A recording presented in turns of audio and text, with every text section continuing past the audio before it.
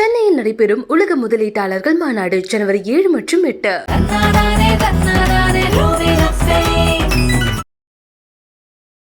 அவர் உதவி செஞ்சதை நான் நேராகவே பார்த்துருக்கேன். எத்தனை பேர் கேட்டாலும் அவர் சளைக்காமல் அவர் உதவி பண்ணுறவர் தான். அவர் பசங்க நல்ல சிம்பிளான பசங்க. அவர் ஆக்சுவலாக அவர் எப்படி இருந்தாரோ அதே மாதிரி அவர் பசங்களையும் அவர் வளர்த்துருக்காங்க. வரப்பெல்லாம் அந்த சைடில் நான் பார்த்துட்டு தான் போவேன். ரொம்ப நல்ல ஒரு எல்லாரும் குழந்தையிலேருந்து பெரியவங்கலேருந்து சின்னவங்க வரைக்கும் வயசானவங்க வரைக்கும் நல்லா வாத்திட்டாங்க. புடவை கொடுத்துச்சு, சந்தோஷமாக வாங்கிட்டு போனேன். நான் கட்டிக்கிற புடவை அதான். ரொம்ப நல்லவருங்க. பார்த்து கண்ணெல்லாம் ஒரு சிவப்பாக அடிச்சு. நமாஸ் நல்லா கடைப்பிடிப்பாரு, நம்மள மாதிரியே தொழுவார். முஸ்லீமே அப்படி தொழுக மாட்டார். ஞாயிற்றுக்கிழமைனா எங்களுக்கு அன்னதானம் பண்ணுவாங்க. தூய்மை பணியாளர்கள் எல்லாத்துக்குமே. அப்பா இறந்துட்டாரு, எங்கள் அப்பா கூட அந்த அளவுக்கு நான் இறக்காது.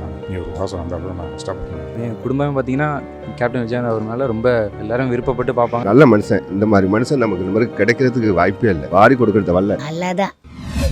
விஜயகாந்த் சாரோட நெய்பரா எத்தனை வருஷமா இங்க இருக்கீங்க சார்? கிட்டத்தட்ட 20 இயர்ஸாக இருக்குங்க. 20 இயர்ஸா.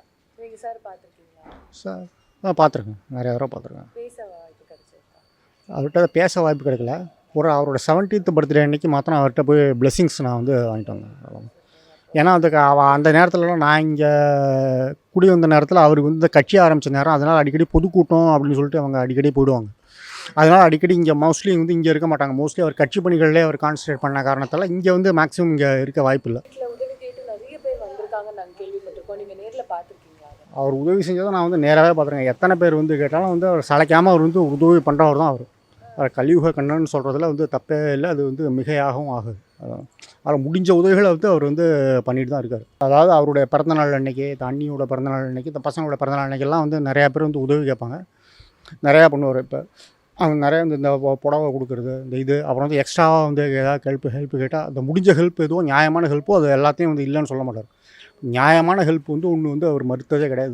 அவங்ககிட்ட பேசினது அப்படின்னு பார்க்க போனாக்கா ஒரு தடவை இந்த பர்சனல் ப்ராப்ளம்ஸ் சில இது அவர் அவங்ககிட்ட சொல்லியிருக்கேன். அவங்க அட்வைஸ் பண்ணியிருக்காங்க. பசங்க நல்லா சிம்பிளான பசங்க, நல்லா அழகாக இங்கே ஸ்ட்ரீட்டுக்கு அழகாக பேசிட்டு இருக்கிற மாதிரியான பசங்க. எந்த பந்தாவும் கிடையாது. நம்ம பெரிய ஆக்டரோட பந்தா, ஏன்னா அவங்களே பெரிய ஆக்டர்ஸாக இருக்காங்க. அந்த மாதிரியான நேரத்தில் கூட அவங்க எந்த பந்தாவும் இதுவும் பார்த்ததே கிடையாது. இந்த செக்யூரிட்டி ப்ராப்ளம் அதெல்லாம் பற்றி அவங்க கவலையே பட்டது கிடையாது. அழகாக பேசுகிற, நல்லா பேசி பழகிற டைப் தான். அதான் அவர் ஆக்சுவலாக அவர் எப்படி இருந்தாரோ அதே மாதிரி அவர் பசங்களையும் ஒரு வளர்த்துருக்கு.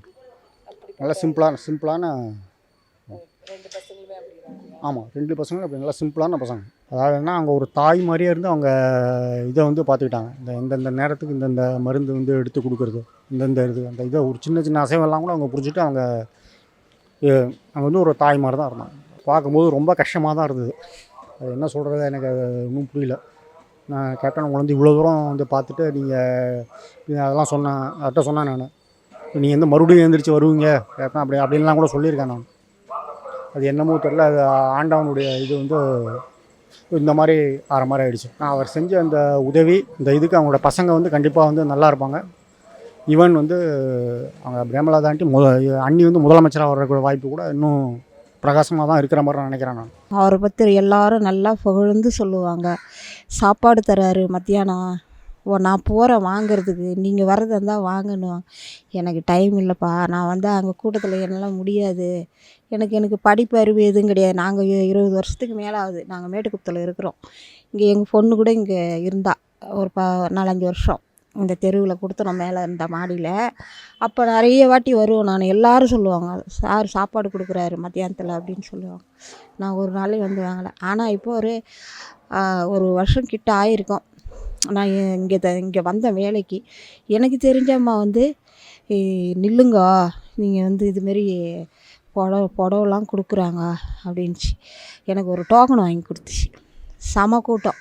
சரி முடிஞ்ச அளவுக்கு முன்ன பின்ன ஆனாலும் சரின்னு என் டோக்கனை வாங்கிக்கினேன். அப்புறம் அம்மா இன்னும் ஒரு 1/2 மணி நேரம்னாங்க. சரின்னு சொல்லிவிட்டு ஒரு 10:30-11 மணிக்குள்ளேயே கொடுத்துருவாங்க அப்படின்ச்சு. சரின்ட்டு அம்மா கீழே இறங்கி வந்தாங்க. நான் அன்றைக்கி தான் பார்த்தேன். நாங்கள் எதையுமே நாங்கள் என்னென்னா என் வேலை உண்டு நான் உண்டு அந்தமாரி தான் போவேன். நிறைய வாட்டி சொல்லுவாங்க, சார் சாப்பாடு கொடுக்குறாரு, இன்றைக்கி பிரியாணி கொடுத்தாங்க, அதை கொடுத்தாங்க, இதை கொடுத்தாங்க. நான் வாங்குறதுக்கு எனக்கு டைமு கிடையாது அப்படின்ட்டு போய்டுவேன். நான் அன்றைக்கின்ற வீட்டுக்கு அந்த அம்மா நீ வாங்கி வச்சுக்கணும். ஆனால் அம்மா வந்த உடனே அந்த கூட்டத்துலேயும் நான் நுழைஞ்சி சரி நம்ம சீக்கிரம் வேலைக்கு போகணும் அப்படின்னு சொல்லிவிட்டு நான் போனேன். டோக்கனை கொடுத்தேன். எனக்கு ஸ்வீட்டு கொடுத்தாங்க, புடவை கொடுத்துச்சு. சந்தோஷமாக வாங்கின்னு போனேன். நான் ஆமாம் நான் கட்டிக்கிற புடவை அதான் அன்றைக்கி தான் நான் பார்த்தேன். என்ன பண்ணுறது, ரொம்ப நல்லவர். எல்லாரும் குழந்தையிலேருந்து பெரியவங்கலேருந்து சின்னவங்க வரைக்கும் வயசானவங்க வரைக்கும் நல்லா வாத்திட்டாங்க. அதே போல் அவங்க பசங்க வந்து அந்த அம்மா வந்து நல்லா இருந்தால் போகிறோம். அந்த வார்த்தை விஜயகாந்த் சார் இல்லை ஆமாம் ரொம்ப கஷ்டமா இருக்கு. ஆமாம், இங்கே வரப்பெல்லாம் அந்த சைடில் நான் பார்த்துட்டு தான் போவேன். இந்த ஒரு வாரமாக அதுக்கு முன்னே வந்தேன்னா கூட இப்படி பார்த்துட்டு தான் போவேன். உடம்பு சரியில்லை, ஆனால் அந்த வள்ளியை கேட்டேன் நான். சாரு ஒரு 10 நாள் ஆயிருக்கும், பரவாயில்ல அண்ணன் பரவாயில்ல அப்படின்னு சொன்னாங்க. அப்புறம் இன்னொருத்தரும் ஐராவரம் கூட்டின்னு போகிறாங்க சாரை அப்படின்னு சொன்னாங்க. அது ஆயிடுச்சு, ஒரு 2 வாரம் ஆயிருக்கும். அப்போ நான் இங்கே வந்து வேலை முடிச்சுட்டு போகும்போது 2 பேரும் புருஷன் 2 பேரும் வண்டியில் நின்றுதான். அப்போ கேட்டேன் நான், சார் எப்படி இருக்கிறாரு அப்படின்றதுக்கு பரவாயில்லம்மா அப்படின்னாரு. அதாயிடுச்சு, 2 வாரம் ஆயிருக்கும். இப்போ பிரேமலதா அம்மாவெல்லாம் பார்ப்பீங்களா? அவங்க பசங்களெல்லாம் பார்ப்பீங்களா? பார்த்தேன்பா, இப்போ பார்த்தது தான் ஃபஸ்ட்டு. நான் இத்தனை வருஷமாக அந்த இடத்துல நான் போகிறேன். நம்ம வந்தப்போ எதிர்ச்சா அவங்க வர முடியாது. ஏதோ இது போல் வந்து அவங்க கொடுக்குற மாரி இருந்தால் வெளியே வருவாங்க. கார் நின்று இருக்கும், அம்மா அப்பா அந்த மாதிரி வருவாங்கன்னு சொல்லி. அப்போல்லாம் நான் நின்று இருக்க மாட்டேன். நான் என் வேலையை முடிச்சுட்டா நான் அம்மான்னு போய்க்கினே இருப்பேன். விஜயகாந்த் சாரோட பசங்களை பார்த்துருக்கீங்களா? பார்த்துக்கிறேன்பா, இப்போ பார்த்தேன்பா, சூப்பராக இருக்கிறாங்கப்பா 2 பேரும். ஆனால் இப்போ வந்து பிரேமலதா அம்மா வந்து ஃபீல் பண்ணியிருந்தாங்க, என் பசங்களுக்கு கல்யாணம் பண்ணி வைக்காம என் புருஷன். யாருக்குமே உள்ளதுதான்பா அது. யாரும் நான் நினச்சிப்பாங்க. அதான் அது வந்து அது சொல்ல முடியாது. அது கடவுளோட செயலுப்பா. அது நம்ம கையில் ஒன்றுமே கிடையாது. அது கடவுளோட செயல். அவர் எவ்வளோ நினச்சிருப்பார்.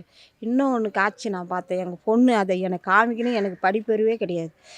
டிவியில் காமிக்கிறது இன்றைக்கி காமிக்கல, 3 நாள் சென்று டிவியில் காமிக்கணும், செல்லில் காமிச்சா. அவங்க வெளியூருக்கு வந்து ஹாஸ்பிட்டலுக்கு போய்க்கிறாங்க. போயிட்டு வந்து மேலே ஒரு பூஜை நடந்துக்குது. அதுவும் எனக்கு என்னன்னே தெரியாது. உண்மையிலேயே அந்த அம்மா இப்படி ஒரு பெரிய கவரில் பூ பிடிச்சின்னுக்கிறாங்க. அவர் நல்லா இருக்கிறாரு, நல்லா ஷர்ட்டை போட்டு பேண்ட் போட்டிருந்தாங்க. அந்த பூ வந்து அள்ளி அள்ளி அள்ளி பூஜை நடந்துக்கு. ஆனால் 2 பேர் இந்த பக்கம் வந்து அவரால் நிற்க முடியல. உடம்புலாம் அப்போல்லாம் வந்து கரை கிடையாது. அது எப்போன்னு தெரியல, நான் என் பொண்ணை கேட்டு தெரிஞ்சுக்கினேன். அதான் வெளியூர்லேருந்து வந்தவொடனே பூஜை நடந்துக்கிறாங்க. அள்ளி அள்ளி அள்ளி அள்ளி போட்டுட்டு அந்த கண்ணீர் வந்தது பாரு, அவருக்கு தன்னால் வந்ததுப்பா. ரொம்ப அதிர்ச்சிங்க, ரொம்ப நல்லவருங்க. எனக்கு பார்த்து கண்ணெல்லாம் ஒரு சிவப்பாக அடிச்சு எப்படியோ செஞ்சுட்டாரு. பார்த்து முன்னாலே கார் முன்னாலே நான் நின்று பார்த்து கொஞ்ச நேரம் கும்பிட்டுட்டு போயிட்டார். ஐயோ ரொம்ப கஷ்டங்க, எனக்கு ரொம்ப கஷ்டம். நான் எந்த நடிகருக்கும் பார்க்குறேன், அவர் தாங்க பார்த்தேன். நமாஸ் வந்து நல்லா கடைப்பிடிப்பார், நம்மள மாதிரியே தொழுவார். நல்லா அந்த மாதிரி யாரும் முஸ்லீமே அப்படி தொழுக மாட்டார். கேப்டன் சாரை பார்த்துருக்கீங்களா? பார்த்துருக்கேன். நான்லாம் வந்து கட்சியில் இருந்தவன், கட்சிக்காக ரொம்ப பாடுபட்டுவேன். அவர் கோசம் வீட்டில் ரைடு பண்ணுறப்போ அரெஸ்ட் ஆகி நான் ஒரு நம்பர் 2005 நாங்கள் வந்து நைட்டும் பகலும் ரொம்ப கஷ்டப்பட்டோம். நாங்கள் அந்த கட்சியை வளர்த்துக்கோசம் அவர் இறந்தது எங்களுக்கெல்லாம் ரொம்ப இழப்பாக இருக்குது. இன்னொன்று, ஞாயிற்றுக்கிழமைனா எங்களுக்கு வந்து அன்னதானம் பண்ணுவாங்க, எங்கள் தூய்மை பணியாளர்கள் எல்லாத்துக்குமே. இப்போ அவர் இல்லைன்றதுனால எங்களுக்கு ரொம்ப வருத்தமாகுது. இனிமேல் பண்ணுவாங்களா பண்ண மாட்டாங்களா எங்களுக்கு ஒரு இழப்பாகுது. முடியல என்னால். நான் வந்து எம்ஜிஆருக்கு அப்புறம் இவருக்கு தான் நான் அழுதுது.